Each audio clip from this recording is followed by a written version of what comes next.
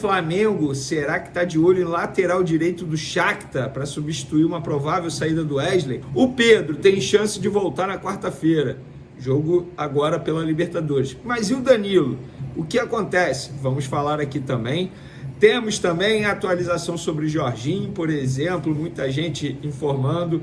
A gente vai trazer todas essas informações no vídeo de agora. Vamos para as informações urgentes, galera. Justiça concede liminar para o Vasco mandar o confronto com o Flamengo em São Januário. Agora a decisão está nas mãos do rival se realizará a partida no estádio ou não.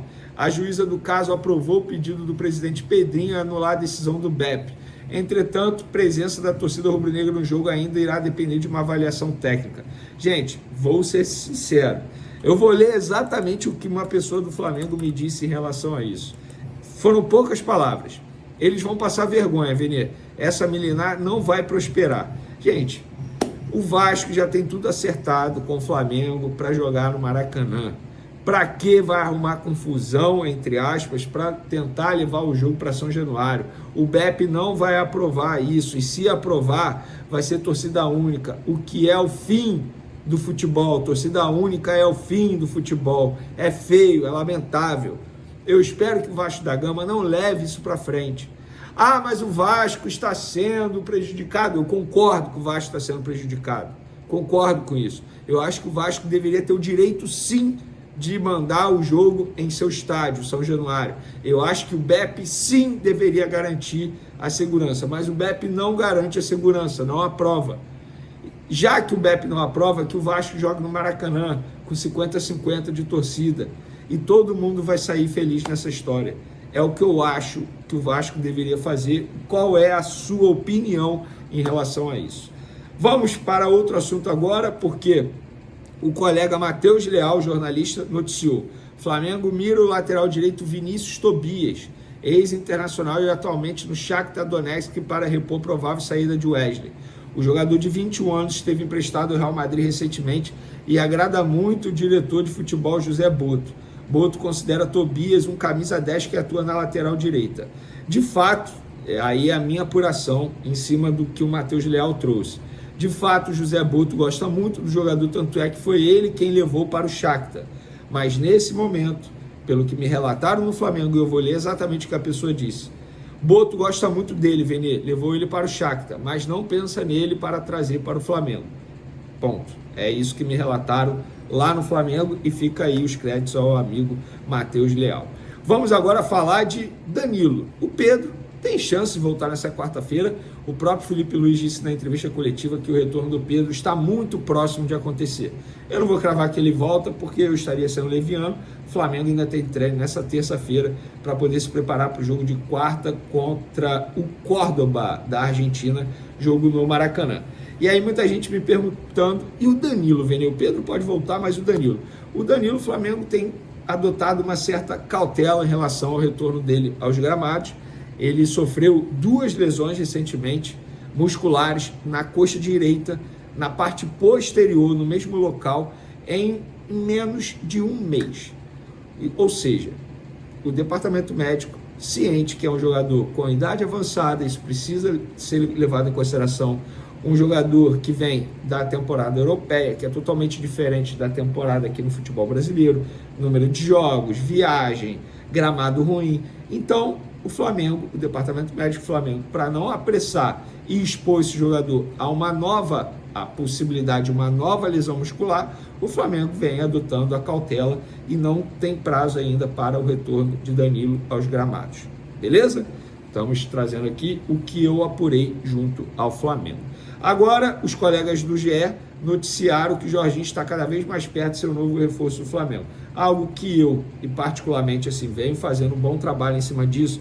Inclusive, quando muita gente tentou desmentir da reunião dos empresários do jogador aqui no Rio de Janeiro, reunião do jogador por videoconferência com Felipe Luiz, com José Boto, enquanto muitos tentaram desmentir, nós aqui estávamos dizendo a verdade, tal como o colega Paparazzo Rubro-Negro em todas as suas redes sociais, a colega Raíssa Simplício também, e agora o GE trouxe a informação.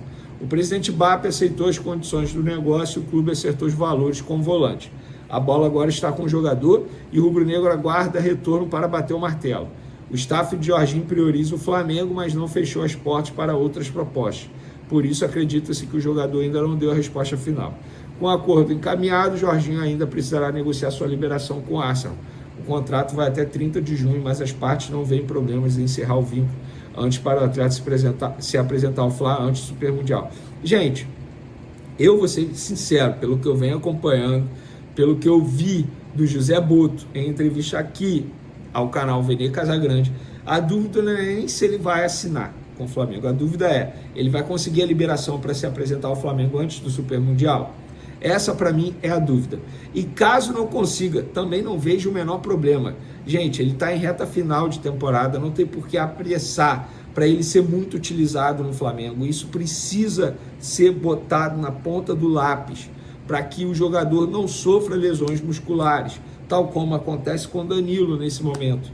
Então, não precisa ter pressa. É óbvio que se o jogador ficar à disposição mais rápido para o técnico Felipe Luiz, óbvio que é melhor, mas caso não aconteça e seja depois do dia 30 de junho, nenhum problema. Gente, o Gonzalo Plata chegou em setembro do ano passado, vocês vão se lembrar disso. O Alcaraz chegou, sei lá, em agosto.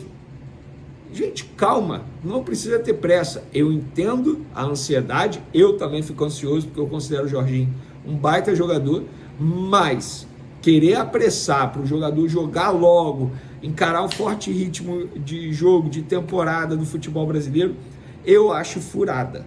Não sei qual é a visão de vocês. Eu preciso dar minha opinião aqui, que eu já dei no SBT, sobre a proibição, não da CBF, mas é uma orientação da FIFA e tal, mas a CBF divulgou isso, emitiu isso justamente no dia que saiu uma matéria muito boa da revista Piauí, contando vários bastidores absurdos envolvendo a CBF. A minha opinião é o seguinte, eu acho uma presepada o jogador subir em cima da bola, acho uma presepada, mas eu sou totalmente contra a proibição.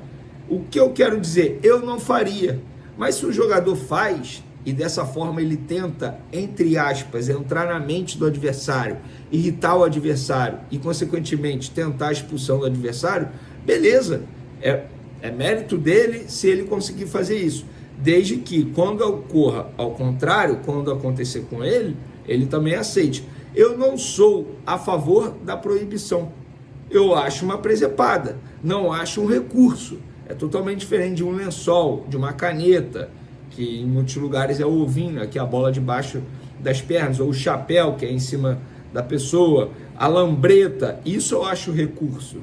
Dar de letra, igual o Wesley deu recentemente aí num jogo contra o Vasco, isso eu acho recurso. Subir na bola, eu acho uma presepada, mas eu sou totalmente contra a proibição.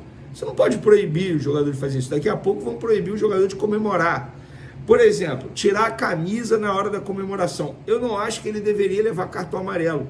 Eu acho um erro da parte do jogador, porque de certa forma ele esconde o patrocinador que está ali, que investe alto para poder ter a marca exibida no melhor momento de um jogo, que é a comemoração de um gol. Aí eu acho que o clube poderia puni-lo, até porque várias empresas colocam em contrato uma cláusula dizendo que se o jogador tirar, a empresa pode multar, enfim, tem isso também. Então, de fato, gente, está ficando chato demais, né? A CBF deveria se preocupar com outras coisas. Exemplo, a arbitragem horrível do futebol brasileiro. O que aconteceu na segunda rodada foi, nossa, assustador. Aquele pênalti que deram para o Palmeiras, a expulsão do jogador do Cruzeiro contra o Internacional, a não expulsão do Leão no jogo do Atlético Mineiro. Tem várias coisas para serem debatidas, bem mais importantes do que atleta subir na bola ou não. Alô, CBF, vamos acordar, hein? Vamos lá, galera. Falar do Matheus Gonçalves aqui, muita gente me perguntando por que ele não está sendo mais utilizado, se é a opção técnica, se aconteceu alguma coisa nos bastidores, e eu fui apurar porque uma pessoa me perguntou isso, e a informação que eu tenho é que opção técnica. Matheus Gonçalves não está sendo utilizado pelo Felipe Luiz por uma opção do treinador. Contra o Vitória não entrou em campo, contra o Deportivo Táchira não entrou em campo, contra o Internacional entrou e ficou 1 minuto, entrou aos 89 minutos do segundo tempo, contra o Fluminense não entrou em campo, contra o Fluminense novamente no primeiro jogo, ficou 10 minutos, entrou ali nos minutos finais, Então ele está sendo muito pouco utilizado pelo técnico Felipe Luiz. E como essa pessoa me perguntou se tinha acontecido algo, se tinha algo, enfim, poderia ter sido o comportamento do jogador, qualquer coisa desse tipo, não, é uma opção técnica do Felipe Luiz. Agora vamos falar do Lohan, galera. O Lohan ele tem se destacado no Sub-20 depois de quase ser vendido pelo Flamengo ao CSKA. O jogador chegou aí ao aeroporto, não viajou na ocasião por conta de um imbróglio envolvendo os clubes, empresários. Quase foi para o Fortaleza por empréstimo. Não foi porque em cima da hora os empresários não toparam, porque receberam uma proposta do Red Bull Bragantino. Desde então o Lohan desceu para o Sub-20. E aí o José Boto deu uma entrevista aqui ao canal Vene Casagrande dizendo que ia tentar resgatar o atleta e o ser humano Lohan. E esse trabalho está sendo feito. E está sendo comandado por Nuno Campos, treinador do Sub-20, técnico português que assumiu recentemente essa responsabilidade. E como esse trabalho está sendo feito? Através de conversas em particulares com o jogador, obviamente uma exigência máxima em cima dele de comportamento, parte tática ele está evoluindo bastante. O Nuno Campos está ensinando ele a parte tática, algo que no entendimento do José Boto e do próprio Nuno Campos ele não teve, porque acabou pulando etapas, por ser um jogador de nível técnico alto, e aí pulou etapas até chegar ao profissional. Então esse trabalho está sendo feito com ele. Ou seja, digamos assim que você é um estudante e você está tendo uma aula particular. Lembra disso? O que eu acho vergonhoso, eu tenho até vergonha de falar isso, mas a minha mãe tinha necessidade de pagar aula particular para eu aprender algo que eu deveria ter aprendido na escola. É assustador isso, né? Pois é. Não repita isso, tá? Estude na escola para sua mãe, seu pai, ou ninguém precisar pagar aula particular para você pós-escola. Assustador um negócio desse. Mas é basicamente isso que está acontecendo com o Lohan. Ele tá tendo um reforço escolar para ele poder evoluir a parte tática, porque a parte técnica dele já é muito acima dos demais, tanto é que no Sub-20 ele se destaca fácil, mas eles querem fazer o jogador evoluir esse entendimento de jogo e também a intensidade dele. O Lohan, estão trabalhando isso com ele no Sub-20, a intensidade. O tempo todo está intenso durante os jogos, algo que faltava nos jogos do time profissional. A gente percebia isso com uma certa facilidade. E tem também um trabalho com a psicologia do clube, a psicologia faz um trabalho com ele, até para entender como que é o estilo de vida dele fora do clube, como que é o comportamento com os amigos, como que é a vida dele. Isso faz parte, tá certo. Eu acho que o clube está extremamente certo, até porque dessa maneira, com certeza, essa joia vai voltar a ficar valorizada, não só dentro do Flamengo, mas também para o mercado. Então, é dessa maneira que o trabalho está sendo feito. Estão reeducando o Lohan, digamos assim, e o Lohan ele comprou a ideia, está se dedicando bastante. Todo mundo está falando isso dentro do Ninho do Urubu. Bacana demais. Tomara que dê certo e o Lohan se torne, digamos, um reforço caseiro para o técnico Felipe Luiz em um futuro próximo, talvez ainda em 2025. Para finalizar nosso vídeo, galera, vamos lá. Ontem trouxemos a informação da liminar liberando o jogo Vasco e Flamengo em São Januário. O Flamengo ficou assustado com essa situação, assustado entre aspas, ficou surpreso e ligou uma pessoa do Flamengo, tá bom, vou falar o nome, o BAP, presidente do Flamengo, ligou, entrou em contato com o CEO do Vasco da Gama para entender, vem cá, que isso? E o nosso acordo aqui para jogar no Maracanã, como é que vai ser, como é que vocês vão proceder em relação a isso aí? E aí, a resposta que o Vasco deu ao Flamengo foi, não, a gente segue com o acordo para jogar no Maracanã, o acordo está mantido, a gente vai jogar no Maracanã, eles entraram no acordo lá, questão de divisão de camarote, ganho de receita do Vasco da Gama, para o Vasco se sentir como mandante de fato, até no ganho das receitas ali. Então, existe esse acordo já. E aí, o Flamengo recebeu a resposta que o Vasco vai manter esse acordo e não vai querer levar essa história de São Januário adiante, mesmo com a liminar. Inclusive, ontem, isso mesmo, pessoas do Flamengo, junto com pessoas responsáveis, foram ao Maracanãzinho fazer a fiscalização ali, a vistoria do Maracanãzinho, porque o Flamengo vai promover rodada dupla no Maracanãzinho com jogos de basquete e a partida contra o Vasco pelo futebol.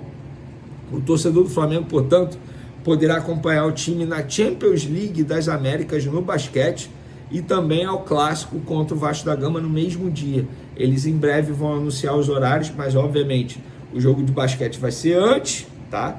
E a informação que eu tenho é que a final vai ser 9 horas da noite, ou seja, o jogo contra o Flamengo pelo futebol no Maracanã 6h30, acaba ali por volta de 8h30, e os torcedores poderão partir para o Maracanãzinho para assistir a final, claro, se o Flamengo estiver nessa final da Champions League das Américas no basquete. Gostou, galera? Que diazão, hein? Dia 19 de abril, véspera de Páscoa, inclusive, a Páscoa vai ser no dia 20. Fala, nação rubro-negra. Depois de conquistar uma vitória suada fora de casa contra o Vitória, o Mengão já vira a chave e foca total na próxima batalha da Libertadores. E olha, o goleiro Agustín Rossi soltou o alerta. O Flamengo vai encarar o Central Córdoba, da Argentina, na quarta-feira, no Maracanã, e Rossi garantiu, vai ser pedreira. O adversário vem com tudo para fazer história, e para eles, enfrentar o Flamengo no Maracá é como uma final de Copa do Mundo. No vídeo de hoje, a gente vai falar tudo sobre essa partida que promete ser quente, o que Rossi disse, os bastidores e a importância desse jogo para a sequência do Mengão na Liberta. Já chega metendo o dedo no like, se inscreve no canal e vem comigo porque o clima de Libertadores está pegando fogo. O goleirão argentino Agustín Rossi deu a letra e mostrou que o Flamengo está atento. Segundo ele, o jogo contra o Central Córdoba vai ser uma verdadeira guerra. E não é por acaso. O time argentino, que faz sua primeira participação na história da Libertadores, vem ao Maracanã com sangue nos olhos. E o detalhe, na última rodada do campeonato argentino, o Córdoba poupou todos os titulares, inclusive o goleiro. Isso mostra que eles vão colocar tudo o que tem em campo contra o Flamengo. Rossi, que conhece bem o futebol do seu país, sabe que a motivação dos hermanos vai estar lá no alto, porque encarar o Mengão no templo do Maracanã é um momento único para eles. Por isso, ele avisa, vai ser jogo de muita disputa, de bola dividida, de entrega total. Se por um lado o Central Córdoba vem motivado, o Flamengo tem o trunfo de jogar no Maracanã, com sua torcida fazendo o caldeirão ferver. Rossi fez questão de ressaltar a importância do apoio da nação rubro-negra, que vai ser fundamental para empurrar o time rumo à segunda vitória na fase de grupos. E ele foi direto. O jogo de quarta é ainda mais importante do que a vitória contra o Vitória. E sabe por quê? Porque 3 pontos em casa na Libertadores valem ouro. Vencer o Córdoba significa dar um passo gigante para garantir a classificação antecipada. Além disso, o Flamengo precisa mostrar que está forte como mandante e que o Maracanã vai continuar sendo território hostil para qualquer adversário sul-americano. O clima no ninho do Urubu é de concentração total. Com a volta de nomes como Gerson, Arrascaeta e Wesley no último jogo, a tendência é que Felipe Luiz mantenha a base da equipe que venceu no Brasileirão. Juninho, que entrou muito bem e decidiu na estreia contra o Táchira, também pode aparecer como opção importante no segundo tempo. Pedro ainda segue em recondicionamento, mas pode pintar no banco. Vina continua fora, mas o restante do grupo vai estar inteiro e sedento por mais uma vitória. O time quer mostrar mais do que resultado, quer desempenho, controle de jogo e intensidade. E não vai faltar motivação, ainda mais com o aviso de Rossi soando como ordem no vestiário. Foco total, porque o adversário vai dar a vida em campo. Família rubro-negra, o recado tá dado. O Flamengo sabe que não pode vacilar e que quarta-feira é dia de guerra no Maracanã. O Central Córdoba vai jogar a vida, mas quem manda no Maracá é o Mengão. Com a torcida empurrando, com Rossi inspirado e o elenco reforçado, a gente tem tudo para sair com os 3 pontos e seguir firme na caminhada rumo ao Tetra. Então comenta aí, quem você quer ver como titular nesse jogo? Juninho merece mais minutos. Já deixa o like, se inscreve no canal e ativa o sininho, porque aqui é Flamengo 24 horas por dia. Vamos juntos, nação! Isso aqui é Mengão.